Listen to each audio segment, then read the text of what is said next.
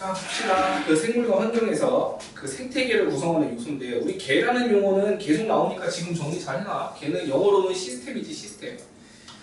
이 시스템이라고 하는 거는 조건이 있어. 이 영어 단어 중에서 시스템이라는 표현을 쓰려면 첫 번째가 구성 요소가 있어야 된다. 두 번째는 얘네가 서로 영향을 주고받아야 된다. 영향을 주고받아야 된다. 독립적인 게 아니고 얘네가 서로 묶여 있을 때 우리가 개라는 표현을 쓰는 거야. 지금은 이제 생태계라고 해서 생태계도 구성 요소들이 있거든. 우리가 처음 개를 쓴 게 지구 시스템일 거야. 지구계. 거기에 직권, 수권, 생물권, 기권 쭉 있었잖아. 그지? 그 중에서 이제 생태계는 일종의 생물과 관련된 그 시스템인데 두 개로 구성돼요. 구성 요소가. 첫 번째가 생물적 요소랑 생물적 요소 플러스 비생물적 요소. 이렇게. 그 다음에 얘네가 서로 영향을 주고받는다라고 돼 있잖아. 그 영향을 주고받는 거에 이름도 써있다. 생물적 요소는 말 그대로 진짜 생물이야. 생산자, 소비자, 분해자에 해당하는 생물적 요소고, 비생물적 요소는 뭐 온도, 습도, 기온 뭐 이런 것들 있잖아. 비생물적 환경이지 일종의. 얘네가 서로 영향을 주고받을 때 이름이 있다고 했다. 환경이 생물한테 영향을 주면 이거를 작용이라고 불러. 작용. 단어 외워야 돼. 그 작용이라고 부르고 거꾸로 생물이 환경에 영향을 줄 수도 있거든. 대표적으로 남세균이 바닷속에서 광합성을 하면서 자연에다가 뭘 만들어? 무슨 층? 오존층, 그지? 그런 게 이제 요 과정에 해당하는 거고, 이걸 반작용이라고 해요. 반작용. 그럼 작용이 있고 반작용이 있고. 다음, 생물들끼리 영향을 주고받는 게 있어. 좀 예쁘게 어떻게 그릴 수 있을까? 생물들끼리 영향 주고받는 거. 생산자, 소비자, 분해자 얘네들끼리 서로 영향 주고받으면 이거를 상호작용이라고 해. 상호작용. 그 작용, 반작용, 상호작용 요거를 꼭 구별을 해줘야 되고,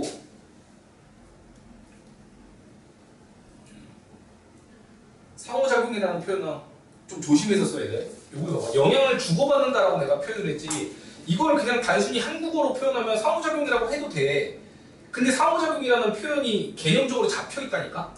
생물들끼리 영향을 주고받을 때 상호작용이라고 하기 때문에 우리는 이 표현을 함부로 쓰면 안 돼. 생물에서는. 알지? 생명과학에서는 상호작용이라는 표현은 꼭 생물들끼리 영향을 주고받을 때 상호작용이라고 하자. 얘네들끼리 상호작용이라는 표현은 안 쓴다고. 알지? 환경과 생물 간의 관계는 작용 또는 반작용이라고 표현하지, 상호작용이라는 단어는 예약이 돼 있다. 됐어요. 그 다음에 비생물적 요소는 미리 좀 정리를 해놓을까? 뭐 빛, 온도, 물, 공기, 토양 이런 것들.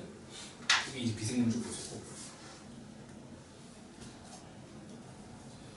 그래서 그럼 밑에 이제 본격적으로 생태계에 대해서 알아봅시다. 생태계는 두 가지로 구성되어 있지. 첫 번째가 생물, 두 번째가 환경. 이렇게 얘네가 서로 영향을 주고받는다라고 되어 있지. 작용, 반작용, 상호작용이라는 표현은 이따가 다시 한번 정리를 하시고, 밑에 단기적으로 정리해놔서 개체. 뭐 이빨이냐 뭐냐? 뭐 이빨? 뭐야, 무슨 동물이야? 나 이런 거 처음 봐. 사슴같이 생겼는데 이빨이 있어서. 뭐지? 난 모르는 동물인데요. 어쨌든 그 독립적으로 살아갈 수 있는 생명체 하나를 개체라고 불러. 독립적으로 살아갈 수 있는 생명체 하나. 지 혼자 먹이도 찾아 돌아다닐 수 있고 뭐 이런 애들 있잖아, 그렇지? 심장을 혹시 개체라고 그래? 얘는 혼자 살 수가 없지. 누군가 영양분을 공급을 해줘야 될 거야. 소화기를 통해서 영양분을 줘야 되잖아. 또 호흡기를 통해서 산소도 줘야 되고. 이런 경우는 독립적으로 살아있을 수가 없다는 거야. 이곳에 뭉쳐 있어야 돼. 그래서 뭉쳐서 독립적으로 살아갈 수 있는, 여기다 체크하자. 독립적으로 살아갈 수 있는 요걸 이제 개체라고 한다. 세포, 조직, 기관 이런 애들은 개체라고 표현 안 하는 거야. 걔는 독립적으로 살 수 없잖아. 묶여 있어야 이제 의미가 있지. 다음 개체군은 하나의 종으로 이루어진 집단을 개체군이라고 해. 같은 종의 집단이라고 거기 체크해. 같은 종의 무리. 한 종의 집단을 개체군이라고 하는 거야. 지금 우리 교실은 개체군이라는 표현 써도 돼. 휴먼만 있잖아, 아닌가? 고릴라도 있나? 다 휴먼이지, 그지? 호모사피엔스로만 이루어져 있는 우리 집단은 이제 개체군이라고 할 수 있다. 알겠지? 그러니까 군집이라고 하는 거는 같은 종이 아니고 여러 개체군, 즉 여러 종이지, 여러 종. 지금 어디로 따질까? 그냥 서울이라는 공간을 딱 잡으면 거기에는 군집이라는 규모가 있다고. 군집. 사람도 있고, 개, 고양이, 소, 말, 돼지, 닭. 없냐? 아무튼 그런 것들 묶어갖고 군집이라고 하는 거예요. 군집. 마지막 생태계는 뭐냐면 이 군집에다가 환경 합치면 생태계라고 하는 거예요. 이러한 그 생명들 기반으로 환경까지 합치면 생태계라고 한다. 거기 다시 한번 체크하면 생물과 환경 요거까지.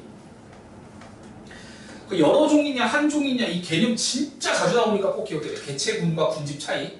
개체군은 하나의 종, 한 종의 집단. 군집은 여러 종의 집단. 알겠지?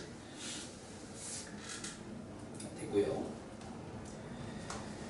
다음에 우리 생물적 요소에서 내가 뭐 공간이 없어서 못 적긴 했는데 생물적 요소도 크게 보면 세 개로 나눠.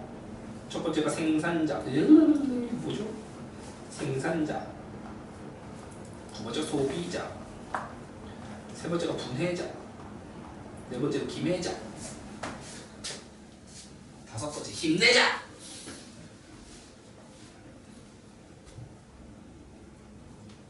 입시에 치여서 웃음을 잃는 우리 아이들. 미소조차 잃어가는. 생산자, 소비자, 분해자.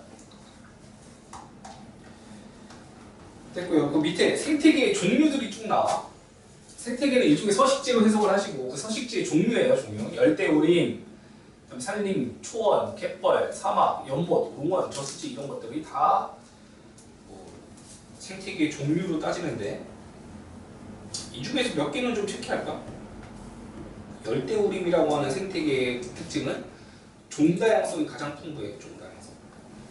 제일 많은 종이 존재해요. 종다양성이 가장 풍부한 게 열대우림. 다음 초원이라고 하는 게 그 광합성 효율이 제일 높다 이렇게 할까? 광합성 효율이 제일 높다. 그러니까 광합성으로 100을 만들어서 만약에 에너지를 포도당이지. 포도당 100을 만들었는데 어떤 집단은 100을 생산해갖고 지가 90 써. 남는 게 10밖에 없어. 근데 어떤 집단은 100을 생산해갖고 20만 지가 쓰고 남은 80이 남어. 그럼 누가 효율이 높은 거야? 오른쪽이죠? 요 상태가 초원이라고. 초원. 숲은 이런 느낌인 거고 초원은 이런 느낌인 거고 많이 남어. 많이 남어. 그래서 우리가 풀 먹는 거 아니야? 말이 좀 이상한데 풀을 먹는다는 그 별을 먹잖아. 쌀이 초본이잖아. 쌀이 못 본 나무에서 열리니? 쌀 풀인 거 알지? 이 정도는. 이것도 모르면 그 다시 태어나야 돼. 공부에 의미가 없어. 인생 리셋 하시면 되고요.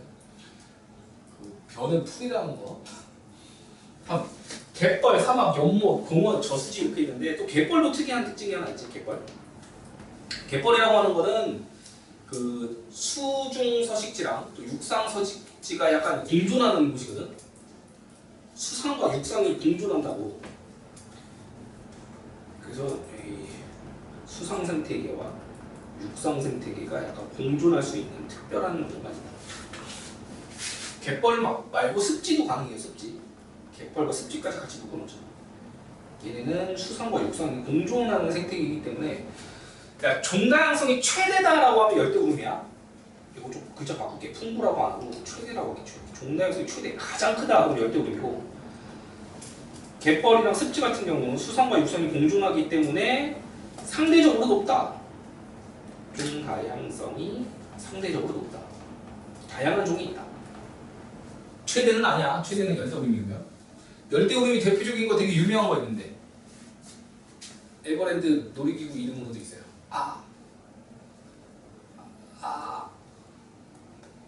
아프리카 사람들은 마우시가 좋아 이렇게 해서. 자, 아마존이요. 아마존. 사막, 연못, 공원, 저수지 이런 거 있고. 야, 이거 미리 좀 얘기해보자. 그 인간이 인공적으로 만든 것도 생태계로 취급된다. 요거 이제 나왔을 때 애들이 또 몰라갖고 허적거렸거든. 예를 들면 수조라고 할까? 수조? 어항. 그 인간이 인위적으로 꾸민 거지. 근데 그것도 생태계로 취급할 수 있는 거야. 오케이? 인위적인 것도 포함된다. 인위적인 것도 포함된다. 이거 적어놔 빨리. 인위적인 것도 포함되는 게 생태계 개념이야. 인간이 만든 건 생태계 아닌데요가 아니고 포함된다. 여기 나와있죠. 인위적으로 만들어진 생태계도 있더라라는 얘기. 자, 밑으로 내려갑니다. 생태계를 구성하는 요소 보면 생물 요소와 비생물 요소 있다고 그랬지 아까? 설명 다 했던 거야. 생물 요소는 생산자, 소비자, 분해자. 비생물 요소 같은 경우는 빛, 온도, 물, 토양, 공기 아까 다 적어줬던 거다. 응? 특히 여기 생산자, 소비자, 분해자라는 거 잘 체크를 하시고 이쪽으로 가야지. 이거 나눈 기준이 뭔데? 역할에 따라서 셋을 나눈 거야. 생산자의 역할은 생태계에 최초로 에너지를 도입하는 애 아니야? 누구로부터? 선. 태양으로부터.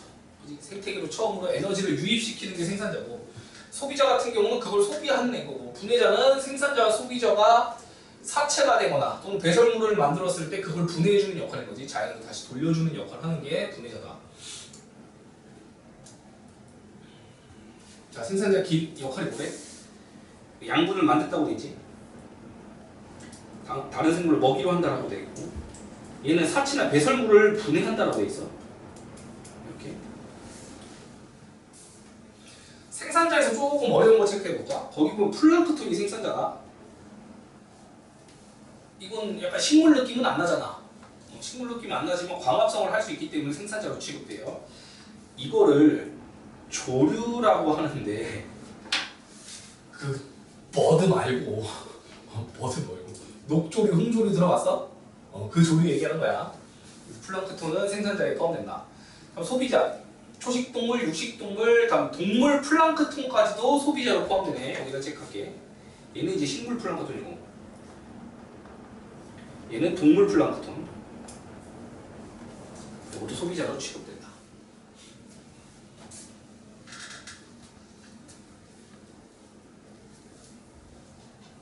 지금 보면 핵심이 다른 생물을 먹이로 한다고 돼 있지. 생물을 먹는 거야.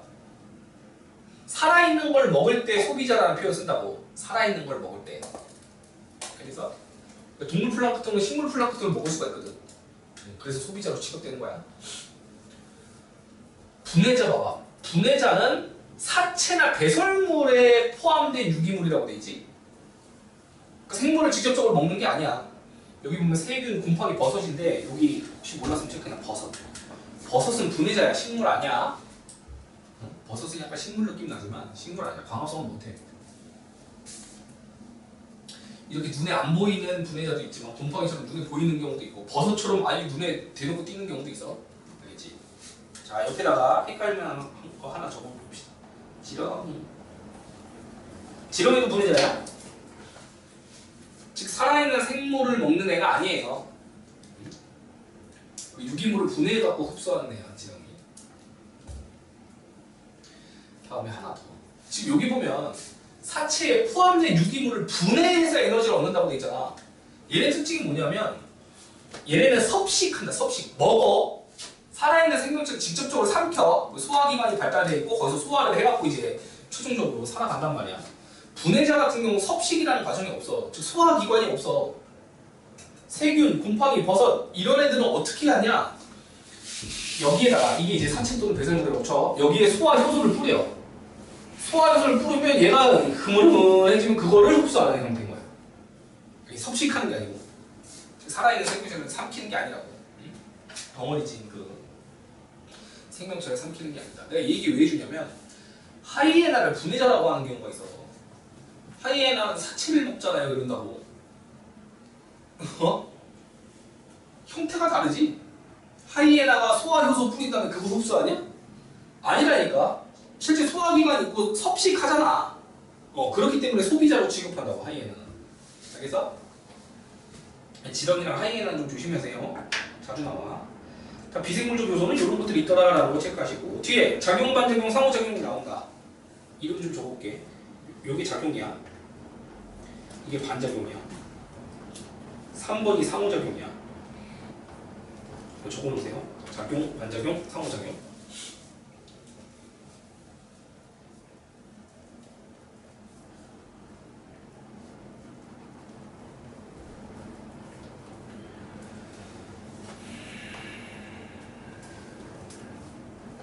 여기 얘가 나왔거든.